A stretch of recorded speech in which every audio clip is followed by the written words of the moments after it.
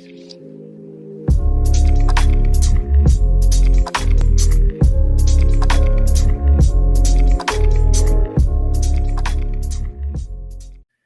to The Analytic Christian. I'm Jordan, and this is the channel that helps you explore Christian philosophy and theology. In this video, we're continuing our discussion on Dr. Craig's animated video on the problem of evil. This time, we're talking about the evidential problem of evil. And again, my guest is Dr. Justin Mooney. Thanks, Justin, for joining me again. Yeah, good to be here. All right, so just like our previous video, I'm going to play clips and let you comment on them. Are you ready to go? Yep.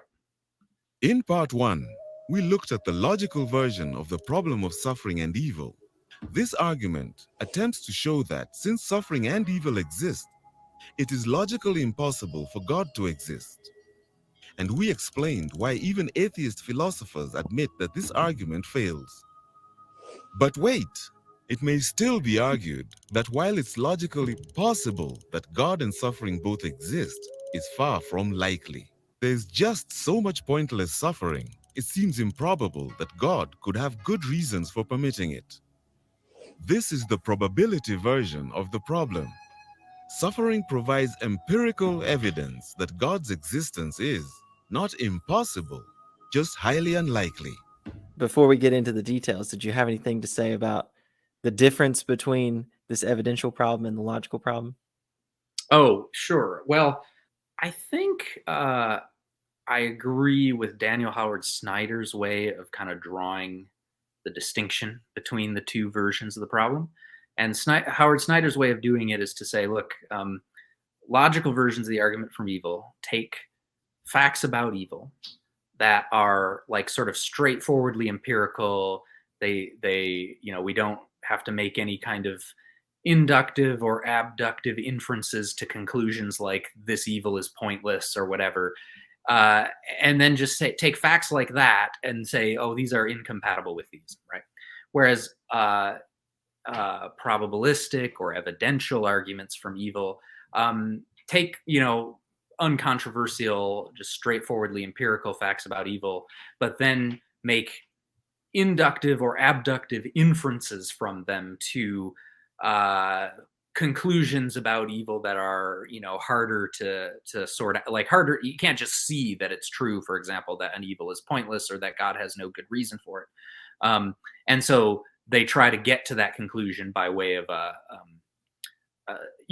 non-deductive inference of some sort from what we can like empirically detect. And then that conclusion is supposed to be incompatible with theism.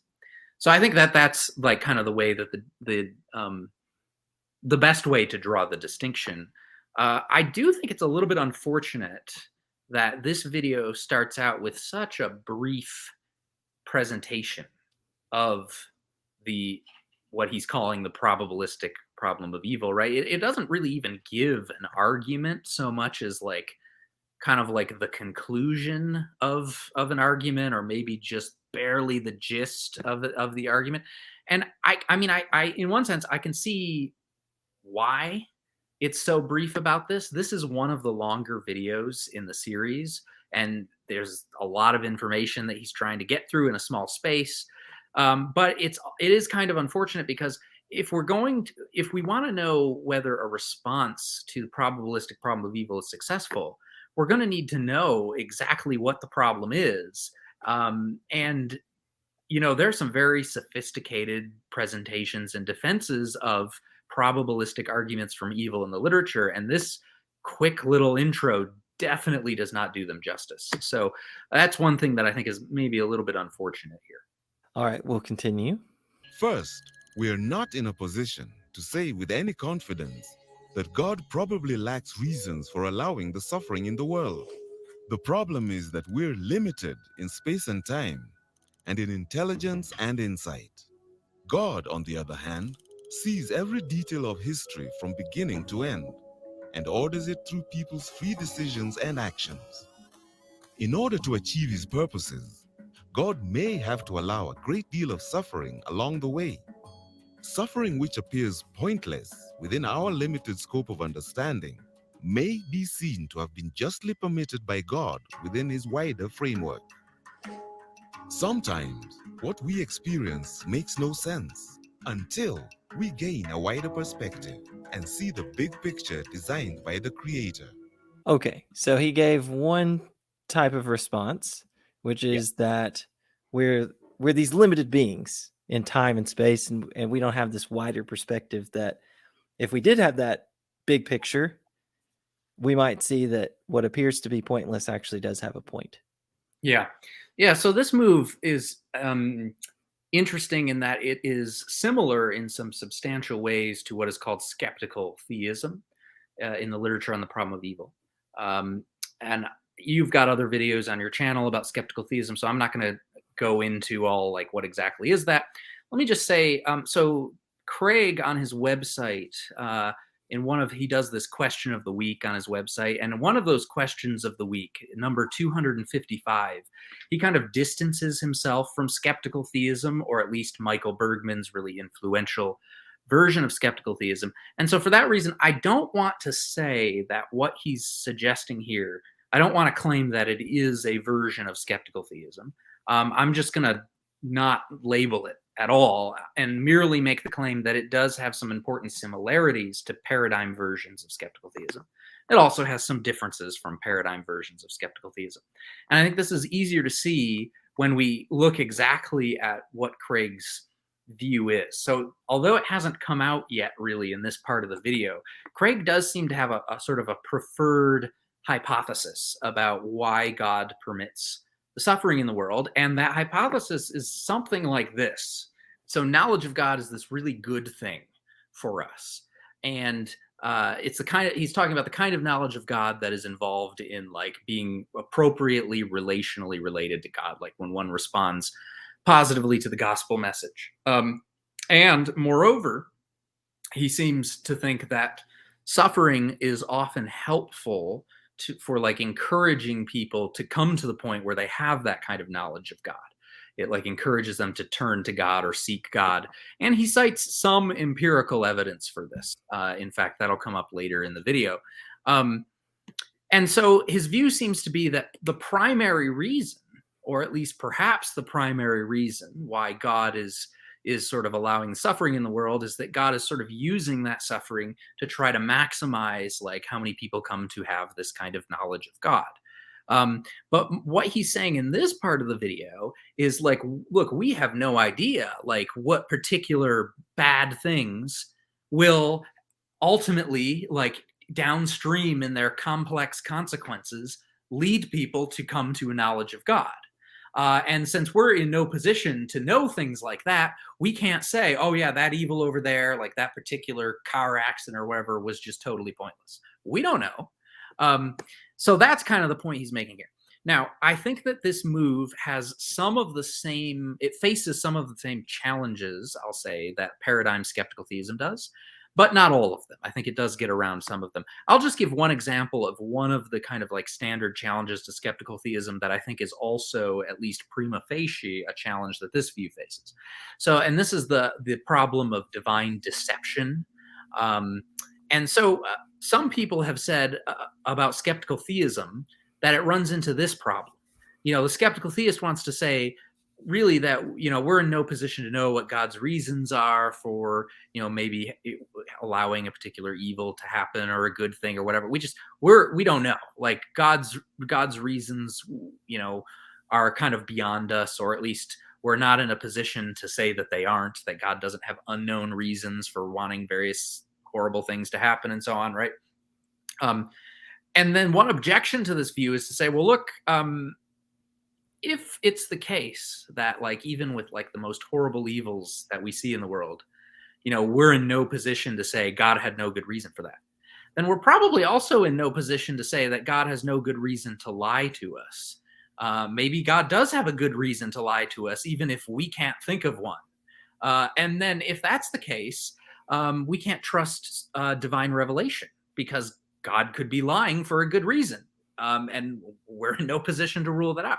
Okay. Mm-hmm. So I think that there's a version of this problem that will also apply to Craig's view here, or this suggestion Craig is making. And it would just be something like this.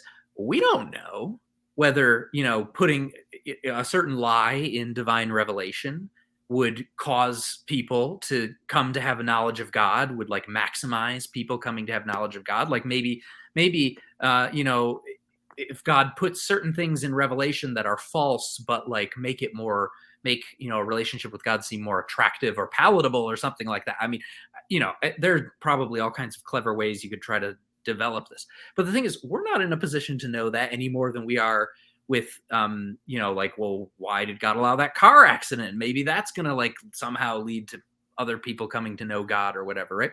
And so I think that the same kind of worry for skeptical theism is going to apply here. Now, I want to be clear that I'm not necessarily saying that this is a successful objection either to skeptical theism or to Craig's view. I'm just saying this is an objection to skeptical theism that is taken seriously in the literature. And I think that it should also be taken seriously as at least a prima facie challenge for this view that Craig has defended. Yeah, that's fair. All right, so this is his second line of response to the evidential problem. Here's the second point. Relative to the full scope of the evidence, God's existence may well be probable. You see, probabilities are always relative to background information. For example, if we consider only how much this man weighs, we would say it's highly improbable that he's a world-class athlete. But when we're willing to consider new information, that he's a professional sumo wrestler and a world champion, we quickly revise our view. In the same way, when the atheist claims that God's existence is improbable, we should ask, improbable relative to what background information? If we consider only the suffering in the world, then God's existence may very well appear to be improbable. But if we're willing to look at the full scope of background information, to take into account the powerful arguments for God's existence, we may come to a very different conclusion. What are your thoughts on that second type of response? Yeah, good. So the basic thought is, look, maybe even if evil is evidence against theism or suffering is evidence against theism, there's also evidence for theism. And so when you weigh up all the evidence, it might come out in favor of theism, right? I think this is the most helpful point in the video. I think that he's right about this, or he's right about like, yeah, we do need to take into account, you know, both the evidence for theism and the evidence against theism, and that there is a significant amount of evidence for theism. And so I think this is a promising strategy for dealing with at least some arguments from evil, and one that actually deserves maybe more attention than it has received in the literature. However, there is a wrinkle here that I think is worth highlighting. So, you know, that there's that part in the video where he starts talking about the arguments for theism, and they start listing a bunch of them on the screen, mostly arguments that Craig himself has defended for a long time. But it's worth noting that most of those arguments, in fact, I think all except for one, are not by themselves arguments for the existence of a being that is all-powerful, all-knowing, and perfectly good. They all have a version of what's called the gap problem. So they get you as far as like, you know, some kind of a being that created the universe or something, but then sort of leave it an open question whether that being is also all-powerful, all-knowing, and all-good. However, the problem of evil is specifically an argument against a being that is all-powerful, all-knowing, and all-good. So if we don't have a solution to the gap problem and all we have is those arguments and the problem of evil, then it seems like the best conclusion, the conclusion best supported by the total evidence, is that there is some kind of a supernatural creator that is not all-powerful, all-knowing, and all-good, right? It's at least one of those things it doesn't have, maybe more than one of them, right? And so in order for this to work as like a response to the problem of evil and a defense of that kind of a God, all-powerful, all-knowing, all-good, you need a strong response to the gap problem. And that, as far as I know, is not something that Craig has really worked on much. I mean, he, you know, not the kind of gap problem at any rate that I'm talking about, right? This is not something that, as far as I know, he's, you know, tried to address in any detail. Other people have, though. There are various clever solutions to the gap problem in the literature that people are arguing about and so forth. And actually, Craig will not remember this, but I actually raised this issue with him once years ago when I was a student who was very new to philosophy, and I met him at like a bookstore where he was giving a talk. And I remember him saying, among other things, mentioning Richard Swinburne's approach to the gap problem, which involves a God with omni properties being simpler in a certain kind of way than a God with finite counterparts of the omni properties. And so, that's one thing that you could do. You could try to appeal to Swinburne's move here. But anyway, so I just wanted to highlight that wrinkle. And then just also caveat, there is one argument that Craig has defended that does arguably get you to an omni God, and that would be the ontological argument. But, and this is just speaking for myself, I also think that the ontological argument, or at least the version of it that Craig likes, which is based on Plantinga's modal ontological argument, is very weak as like evidence for theism. So I don't think it helps much in that respect, but some people might disagree with that. Okay, then let's press on to point number 3. Sound good? Yep. Christianity entails doctrines that increase the probability of the coexistence of God and suffering. Consider 4 of these. First, the chief purpose of life is not happiness. People often assume that if God exists, his role is to create a comfortable environment for his human pets. They think the ultimate goal of our lives on earth is happiness, and therefore, God is obligated to keep us happy. However, Christianity presents a radically different view, that the purpose of life is to know God. This alone brings true, lasting fulfillment. Suffering can bring about a deeper, more intimate knowledge of God, either on the part of the one who is suffering or those around him. The whole point of human history is that God, having given us free will, is drawing as many people as he can into his unending kingdom. Suffering is one of the ways God can draw people freely to himself. In fact, countries that have endured the most hardship often show the highest growth rates for Christianity. God whispers to us in our pleasures, speaks in our consciences, but shouts in our pains. It is his megaphone to rouse a deaf world. So the third point is actually kind of the rest of the video. It's like, hey, you can take these various Christian doctrines, add them to theism, and then the suffering and the evil in the world seems less improbable when you've got these other doctrines in the mix. And so what we just watched was him first introducing that strategy and then talking about the first of these 4 Christian doctrines he wants to talk about underneath that strategy. And the first one is the one one of the ones he spends the most time on. But okay, so first a comment about the general strategy. So he's a little bit clearer in Philosophical Foundations, and so the book Philosophical Foundations for Christian Worldview we mentioned in the previous video has a chapter on the problem of evil that these videos seem to be like sort of based on. They seem to be like abridged versions of what's in that book. And in that book, he's a little bit clearer about this move he's making here. What he's saying is, like, suppose that the evil and suffering in the world is not very probable conditional on theism by itself. It might be more probable conditional on a conjunction, the conjunction of theism and one or more doctrines endorsed by Christianity, right? And so those doctrines then are supposed to be sort of helpful for dealing with this probabilistic version of the argument from evil. But actually, so there's actually another important ingredient that's going to be needed in order to make this work. It can't just be that, oh, you can join theism with some other doctrines and then that conjunction, better predicts the facts about evil than theism alone, right? It also has to be the case that the doctrine that you conjoin with theism is not just as improbable conditional on theism as the evil was in the first place, or the suffering in the first place. Because if it is, then you've just moved around the improbability, so to speak. You haven't really made any progress, right? So for example, suppose we conjoin with theism this doctrine, that God has a good reason for permitting all the suffering in the world. Okay, well, the suffering in the world is very probable conditional on the conjunction of theism and that God has a good reason for all the suffering. But then that conjunct, that hypothesis, has a low probability condition on theism, as low as the initial fact about evil. So we haven't really made any, or at least much, progress here, right? Now, Craig talks about a similar move in the book, and he says, yeah, well, you can't pick like a question-begging conjunct like that, right? And okay, sure, so we don't pick question-begging conjuncts.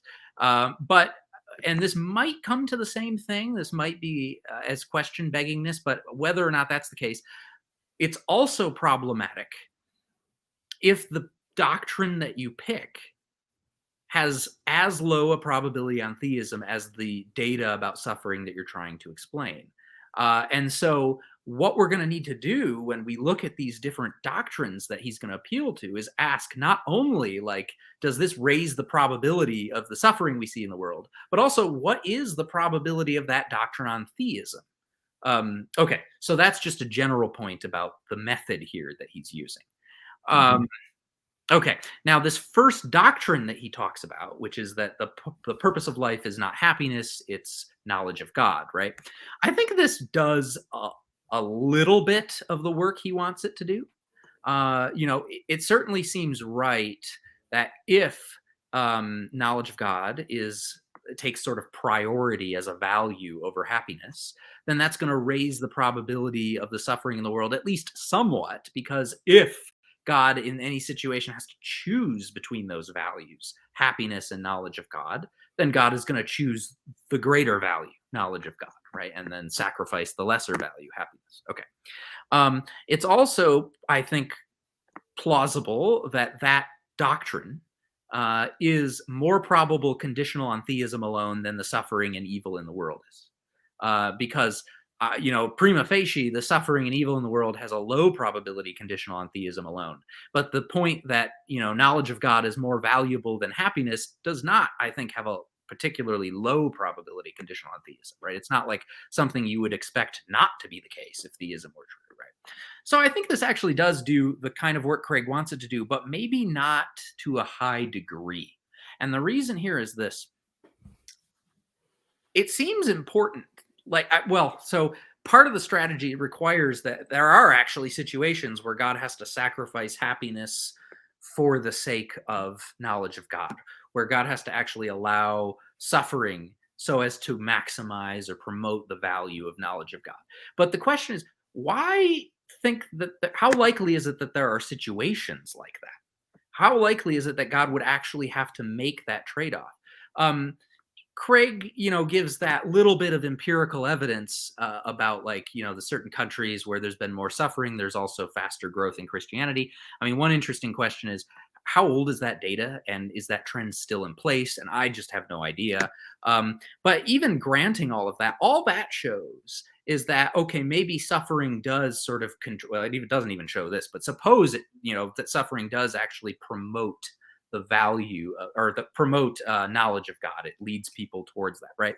We still have this question. Was there a better way to maximize or promote knowledge of God?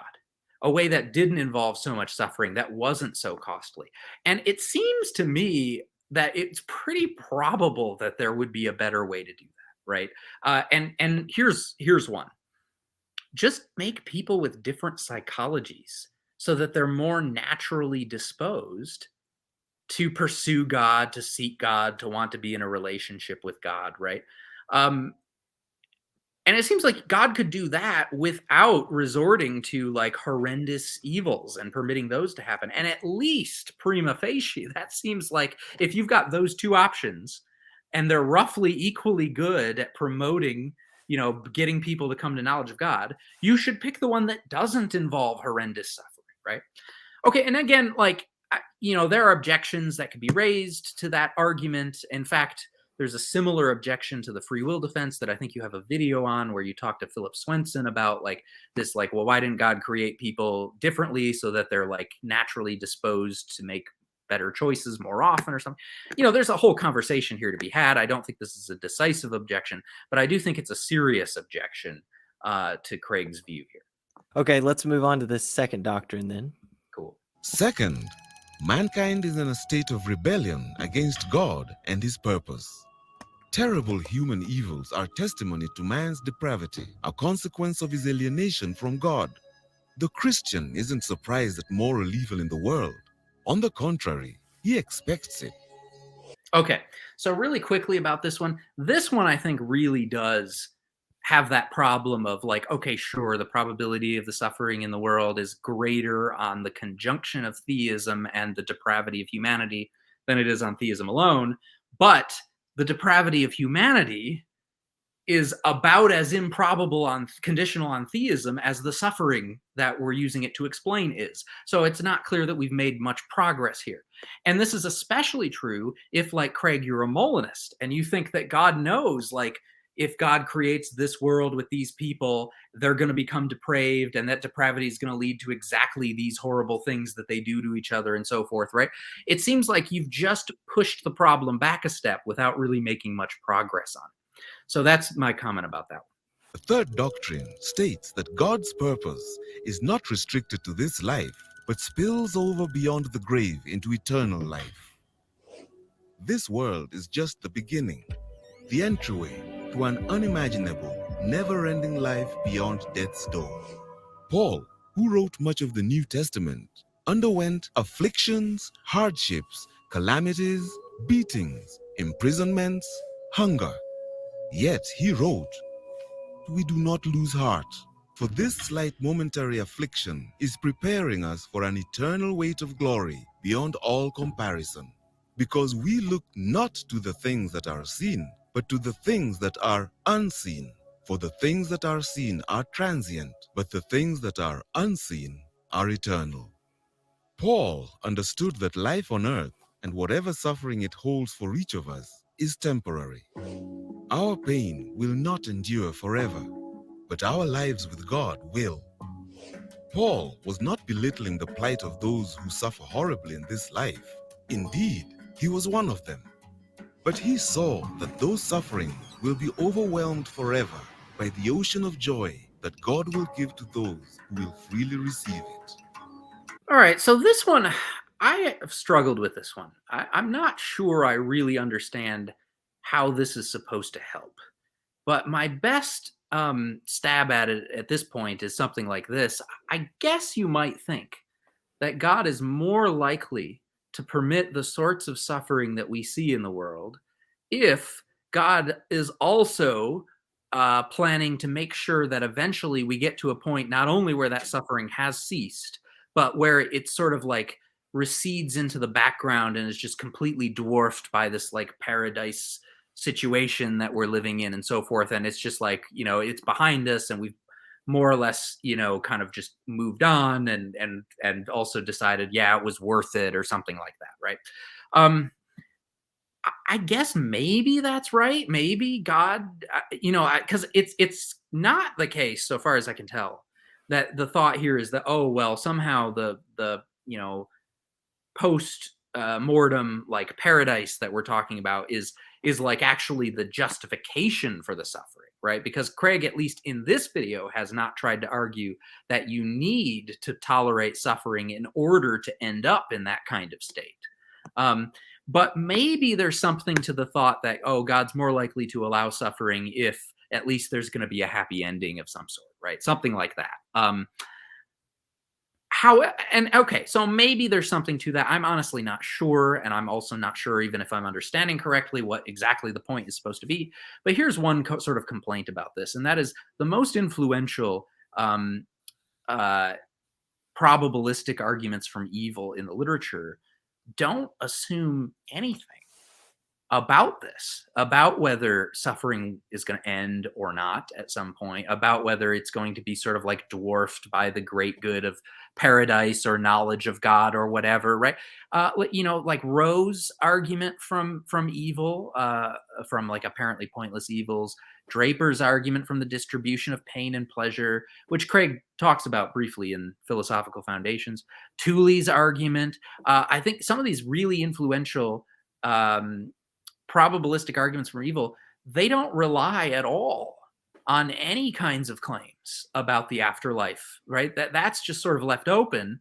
at least as far as what the premises of the argument require. And so I'm not sure how much it helps, at least with the most influential probabilistic arguments from evil in the literature, even if maybe it helps with a certain kind of probabilistic argument that Craig has in mind here. Yeah, in the video, it didn't say that an afterlife somehow justifies the suffering, like it's compensation for the suffering or something. It didn't make that sort of claim. Well, it didn't say that it justifies the suffering.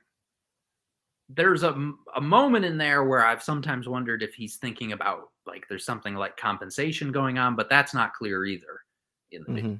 Yeah. Well, the reason I said that, if he did make that kind of claim that it justifies it or that it compensates for it, then it seems like that would raise the probability. If the claim was somehow the goods in the afterlife, like, or even just the good of the afterlife itself, or whatever, of knowledge of God in the afterlife, is somehow justifying the evil, like somehow the evil is like a means to getting there, or it's like a side effect of that, right? If that was the claim, then it would help a lot. But for one thing, I don't think that's the claim he's making. And for another thing, even if that was the claim he was making, the next question will be, why think? Like, what's the connection there? Why think that the horrific suffering in the world is somehow required to achieve that kind of an afterlife? Or is, like, why think it's a side effect of that kind of an afterlife? Okay. You want to move on to the fourth doctrine? The last one, right? Yeah.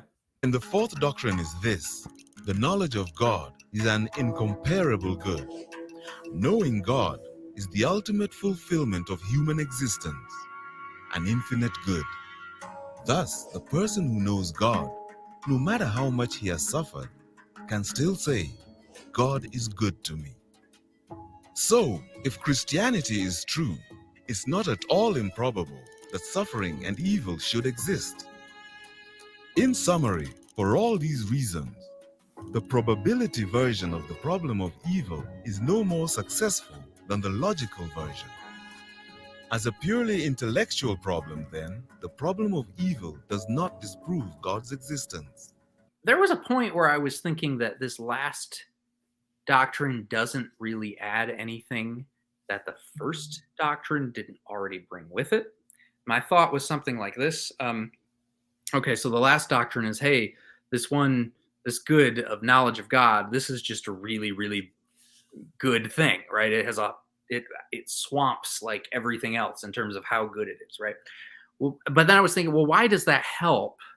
And my first thought, or at least one of my first thoughts, was, well, it helps in this way. If that is so good, then if you ever have to choose between that good and, like, letting somebody suffer or something, you let them suffer for the sake of that good. But then that's just what the first point was kind of doing, right? Saying, like, oh, well, if God's got to choose between happiness and knowledge of God is greater, than go with the knowledge of God.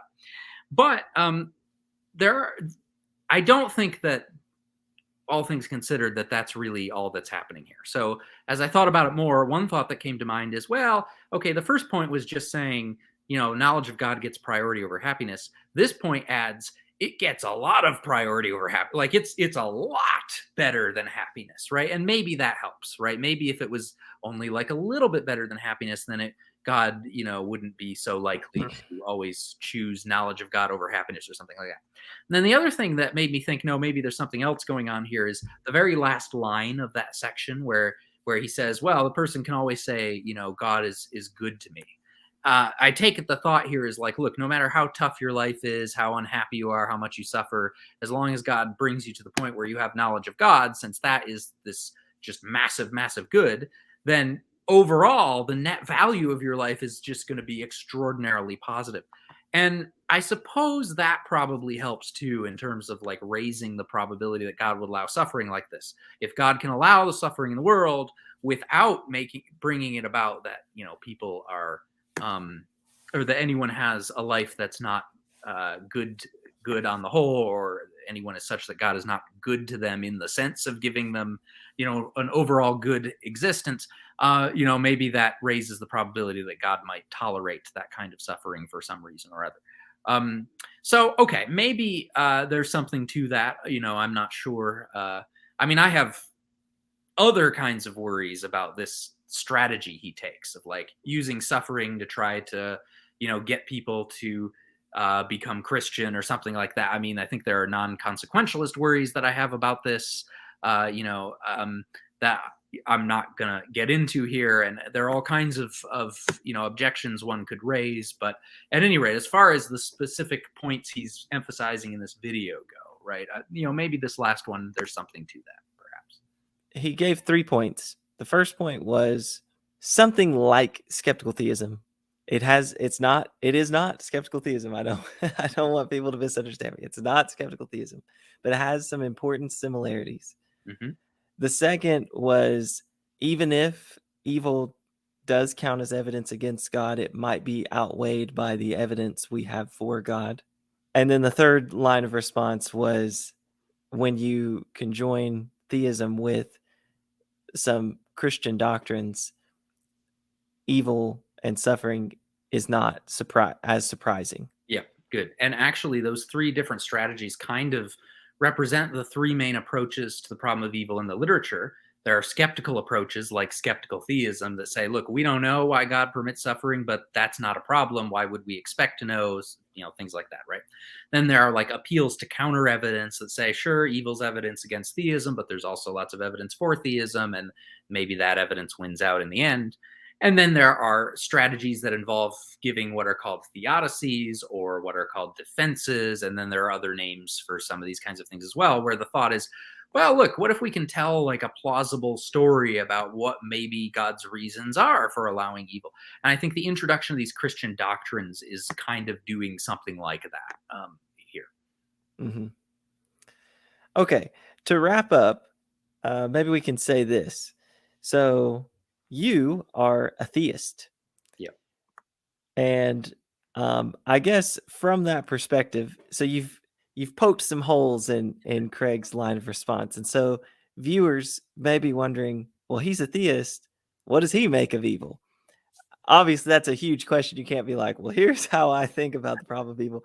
And you've written, like I said, several papers on this. But maybe you just want to direct the viewers to some resources to help them think more deeply about answering the problem of evil. Sure. Yeah. I mean, one thing that is a little bit unfortunate about this video is that it really just is presenting one person's approach to solving or trying to solve the problem of evil without any kind of even hint that there might be other approaches out there. And there are other approaches out there. There are so many different attempts to solve the problem of evil, right? There are all kinds of theodicies, defenses, versions of skeptical views like skeptical theism and so on, right? There's a ton. And so one place you could go to look for more information is on my website. I have a giant bibliography of work on the problem of evil, mostly stuff written since about the 1950s, that's organized by like topic and subtopic and so on. And that's a place you can go to look at, like, find like, a lot of different work that people have done on this subject.